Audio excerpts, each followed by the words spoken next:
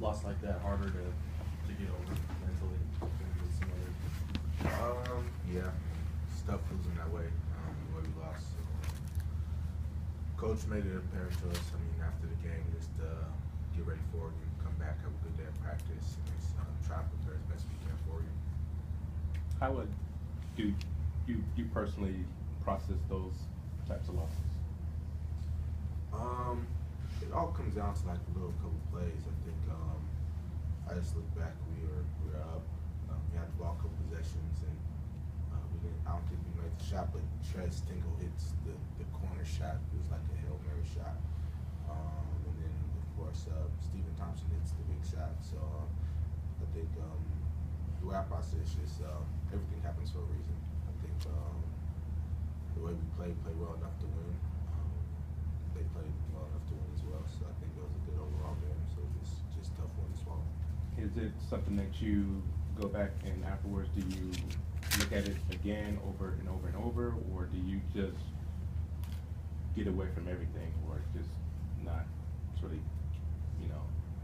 want to look at it? Yeah, I look at it. I looked at it the same night actually, after we lost, just to see like little things that we could have done to maybe keep them from either getting the shot off or just game situation, game management, things like that, just to see what we could have done better as a group. Offensively, some of the possessions that we had towards the end kind of like take the lead further. So I mean, it's all good learning points. I mean, I've never been in a game like that, so it was a learning point for me this year. Coach Romar said that what you guys didn't want was for him to catch the ball in stride, dribbling toward the hoop. What didn't happen right to keep him from doing that? With the play, I think we're supposed to switch everything, and the way they ran it, there was a switch that was supposed to happen, but there wasn't so-called a screen there. He kind of just missed the screen and ran in front of the ball. So I think we didn't really know where to go or where to wipe. So I think it wasn't any fault on anybody's part for him catching it in stride. I think we still had a good enough chance with that being said. But I don't know, just good play by him. Does that put even more urgency on this upcoming Oregon game? It's kind of a game you almost have to win. Is that the way? Yeah, definitely. We know that this is a game that Oregon State we put our backs against the wall. But I mean, all year we've been resilient. We've come in to every game and had a fighting chance. Excuse me. Besides that Arizona game, but I think we just got to come out and play our game. When did you feel like your shot was back in that game? You just kept firing it. I want to say in warm-ups. I think usually I shoot like a half-court shot for every game. I missed them, and then I said, man, let me just go in. So I went in, and I got the ball like 75 feet away from the basket. I just threw it up and then went in. So that was kind of a sign for me that it was going to be a pretty good game.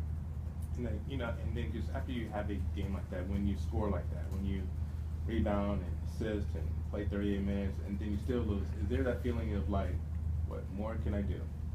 A little bit, but with that being said, I mean, 6 or 7 free throw line, I make the next free throw. At worst, we go to overtime. So I think that's what more I can do. Is time where my team needed me to be perfect, and I came up short. So I think those are things I take away from the game. But I mean, even with 20 points, we played well enough to win. I didn't have to have the game I had to win the game. It's just Oregon State made huge plays down the stretch. I think if Trez Tingle doesn't hit that shot in the corner, Gary Payton doesn't get the rebound and kick to Stephen Thompson to make us or put them down by 1.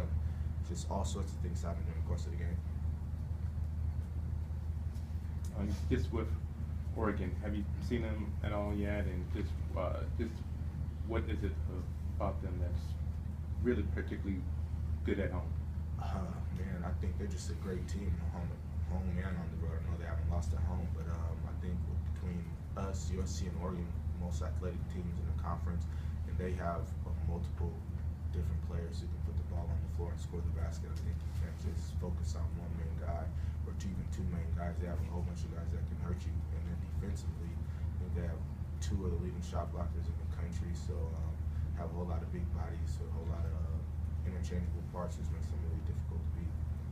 And just how tough is it to prepare for a team that plays 2 to 3 different types of defense and just not knowing what they're throw at you from possession to possession? I think we'll handle that pretty well. I think this year we've handled any defense that's kind of came my way, whether it's been a zone or a press or any type of trap. I think our guard play has made a lot of teams kind of think about pressing us or trapping us just for us breaking it and with prior teams to playing them or whatever. So I think we'll be fine with whatever defense they have. We just have to work on our defense, make sure we stop them. Knowing Coach Romar as well as you do, better than anybody on the team that's played here, how do you feel about him publicly standing up for you guys after the Oregon State game? I mean, that's all we want from our coach, is to have our backs when things don't go right. I mean, what you did, I think we all love for that, and that's one of the reasons we all came here. We knew he's a very stand-up guy, and anytime he feels like something didn't go the way it was supposed to go, he's gonna have our back. Anything else?